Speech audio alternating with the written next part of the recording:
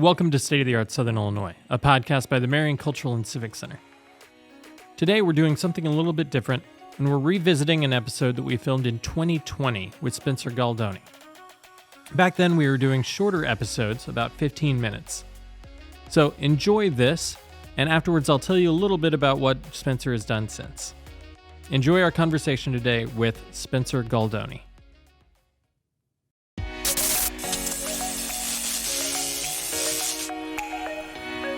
Welcome to State of the Arts in Southern Illinois. We are lucky to be joined by Spencer Gualdoni, formerly of Marion, Illinois, currently of New York City. So Spencer, welcome. Thank you. Thanks for having me today.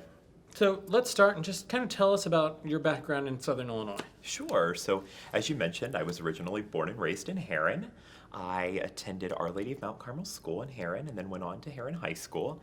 A lot of people know me through my parents, Tony and Elisa Gualdoni. They are former owners of Louis P&R.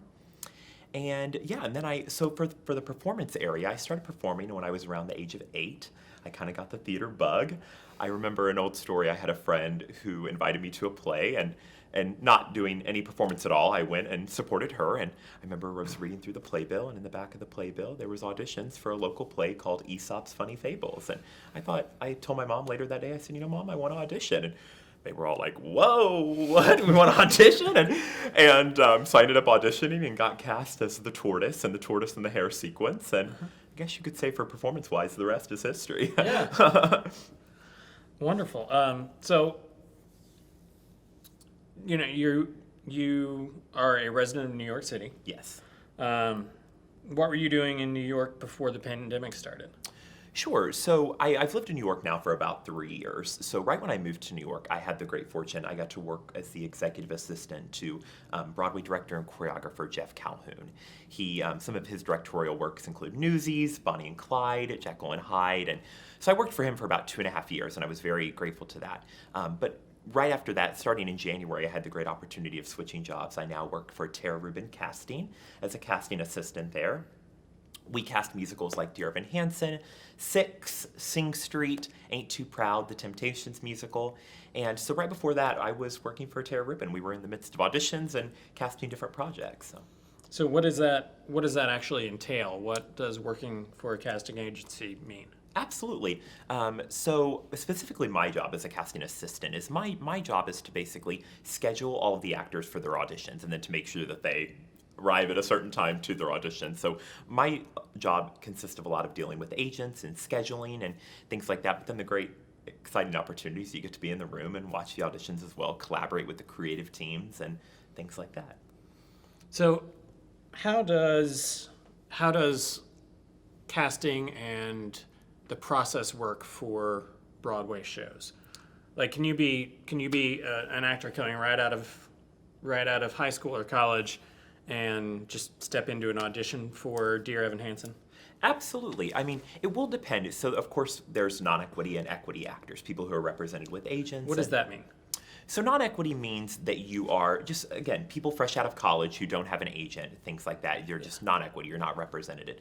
And then equity means that you are part of what's called the Actors Equity Union. You are part of the union. And then non-equity people means that you're not part of the union. You're not represented and you're not part of the union. And a lot of non-equity people we see at what are called open calls, and then sometimes during an EPA or an ECC. An EPA stands for an Equity Principal Audition, and then an ECC stands for an Equity Chorus Call. Now, mainly for those, we have to see equity people. Yeah. But if we later in the day, if we still have time and the creative team would like to see non-equity people, we absolutely will. But main time that we will see non-equity people is in an open call setting. Okay. I recently did a show. I helped cast a show called Trevor the Musical, which was included a lot of young children. And so for that, with children, we definitely held an open call, and we saw over probably 300 kids in a day that we saw to see cast. But no, absolutely. But specifically, our office, we deal with a lot of actors who are representative that have some sort of agent and things like that. So we deal with a lot of those actors, and but absolutely. So as far as the way that Broadway functions, if a non-equity actor is cast, do they then apply and become an equity performer to perform in those shows? Absolutely. It depends. Again, I mean, all Broadway, you have to be a part of the union. So if a non-equity member gets cast in a Broadway production, then yes, you are required to join the union. You have to pay dues and things like that.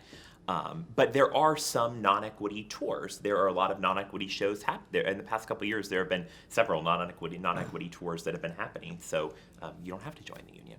And now for off-Broadway shows, are those all equity shows, or for off-Broadway, are some of those a non-union, non-equity show? No, off-Broadway is still part of the union. You Okay. have to be a part of the union as well, sure.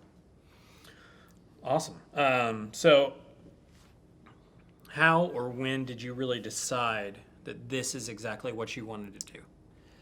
I would definitely say probably in college was when I decided. I think what's so great about college is you kind of get this opportunity to explore your other quote-unquote talents per se, because I went to school at Oklahoma City University getting a bachelor's of music and musical theater, so I always thought performance was going to be my life. But throughout my time there, I kind of realized that I liked more of the business side of the entertainment industry. And so the summer after my junior year of college, I got the great privilege of interning with Telsey & Company, which is another top casting office in New York. And it was after my 3-month stint there that I was kind of sold. I think just the opportunity to, make people's dreams come true and to be able to help kind of piece together a cast, that just was something that I had just absolutely fallen in love with. And so Tara Rubin gave me this great opportunity, and I'm so grateful to continue to grow with her company over the years. Very cool. What exactly is the status of Broadway and the entertainment industry overall in New York right now? Sure. I mean, I know for all of us, it's very sad right now. I mean, unfortunately, Broadway is shut down through, as of right now, January 3rd. And I've been kind of hearing some rumors that I think we're thinking that Broadway will hopefully open, fingers crossed, in March, which is exciting. But of course, that will be a whole year since the Broadway has been shut down. But I mean, I think when Broadway does reopen, I think it will look a lot different. I think probably temperatures will be taken, masks will be worn. I read an article the other day that, I don't even think ushers will be handing out playbills. They're just going to be sitting on a table, and there's going to be a lot of different guidelines. But I'm very grateful to the Broadway League, and I've been reading a lot of their updates about, they want the experience to get to travel to New York and be surrounded in a group of maybe 1,000 people together watching a show. The energy in the room is electric, and they don't want to lose that. So they're not, I think, opening early to try to take out seats and remove that experience. They want people, when they come to New York and to sit in the theater, to have that same experience as it was before all of this started. So, yeah. So with Broadway being shut down, what does that mean for you specifically?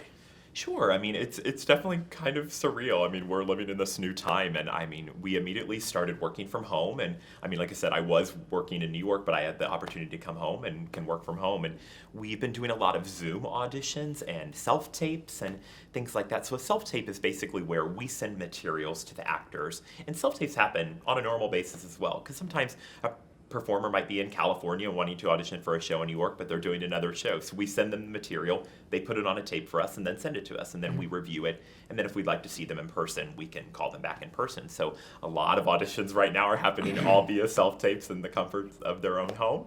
And there have been Zoom auditions as well. I'm sure a lot of people have been having Zoom meetings right now. And a former casting director in our office, she has been doing Zoom auditions for her show, and they're just making it work. But I think what's so great too is everyone is so understanding. I've been talking to some actors, and I think they get very nervous about, what do I need to do, and the proper protocols, and we're like, we understand. I mean, we're all in this together. We are making it work, but I think it's a great learning lesson for everyone as well, because self-tapes are never going to go away, So I think what's great is people are learning, what do we look for in a self-tape, and what's the best way to self-tape, and so I think it's a great learning lesson for everyone. So with the self-tapes, are you seeing more actors use lighting in their videos and stuff like that? And are you seeing the self-tapes actually improve as a part of this? Sure, absolutely. I mean, a lot of people we always say when it comes to self-tape, we just kind of want a clean wall behind you, dress like you would in the audition, and that's really all we need, but definitely lighting on your face is great. And I know a lot of actors have there's a ring light that you can buy, and then you can actually put your camera in the middle of it, and they've been using that, which is great because it really lights up your face. But no, absolutely, I definitely have seen improvements, of course. Good. How would you say your time growing up in Southern Illinois actually prepared you for what you're doing now? Oh, absolutely. I mean, I would credit Southern Illinois for everything, to be honest. I'm so grateful, that I was born and raised here and then had the opportunity to move to New York. I mean, you see all the time Southern hospitality and Southern charm, and I'm so grateful for the opportunities that were given to me here, and I'm so grateful the way my parents raised me, and because I sometimes in New York people say like, oh, you're so nice, you're just so personable, and I just, for me it's so second nature that I don't think about that, and I think being raised here, and especially being at my dad's deli and being customer service, and the customer's always right, opening the door for people, saying please and thank you. I don't know if I would have gotten that, having been born and raised in New York and kind of in the hustle and bustle all the time. So yeah. I truly credit Southern Illinois for so many wonderful opportunities. Absolutely. What do you think the future of Broadway looks like moving forward? Yeah. I mean, as I mentioned earlier, I think it will definitely, I feel like, be the same performance-wise, but I think, no, definitely the protocols will be different. Like I said, I think absolutely masks will be worn, temperatures will be taken. I'm sure there's hand sanitizer stations everywhere. But no, I mean, I think it's going to come back, and I have no doubt in the world that it's going to be bigger and better than ever. People are going to want to get out and want to go to the theater, want to go to see live entertainment, and I think it'll be neat to see too. I'm sure one of the next best Tony Award best musicals is being written right as we speak, during this time. So I think it'll be neat to see too what are the new creative projects that are going to be happening, what shows we'll be casting and things like that in the future. So I think although it's a sad downtime right now, I think there's so much happening, and I think once we come out of this, everyone's going to be so excited. And I think you're right. There are a lot of creatives that are, isolated at home right now that are just pouring themselves into their work. Oh, absolutely. I think we're never going to get this time back, So I think people are using it to the best of their abilities. Watching new shows, reading, doing research on I've been researching new shows that I didn't really know about growing up, and just doing everything you can right now. It's like use this time to our advantage, Don't look at it as a negative, look at it as a positive. Yeah. Post-pandemic, do you think, once there's a vaccine and everything's kind of calmed down, do you think Broadway will go back to what it was before, or do you think there will be some things that carry over into the new reality? Oh, absolutely. I think definitely things, at least for our office, for casting, I'm sure things will be different. I think we might be 6 feet apart still. I think it's going to take some time for people to warm up to even, I want to hug people, and it's like, when will we get to do that again? I sometimes see my fellow co-workers, and we want to hug and everything, and I don't know how that's going to be, for a while. But no, as I mentioned, I think for the performance aspect, I think that's why Broadway has waited until a vaccine comes out, because they want it to be what it was, and to only enhance it. And so I really, I think for the performance-wise, I think things will be the same, but I just think a lot of the behind the scenes and the way things are ran, that will be, of course, different. But I don't think audience members will see that when it comes to a stage performance. Very cool.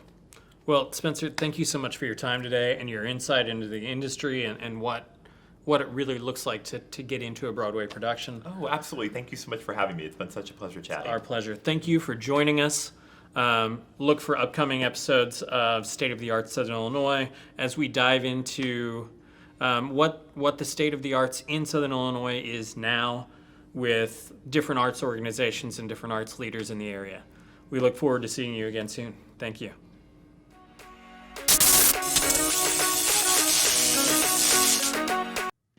Thank you for joining us for State of the Arts Southern Illinois, a podcast by the Marion Cultural and Civic Center, featuring artists, artisans, musicians, arts organizations, and arts events here in Southern Illinois, as well as national touring acts coming to the Marion Cultural and Civic Center. Thank you for listening to our conversation with Spencer Gualdoni.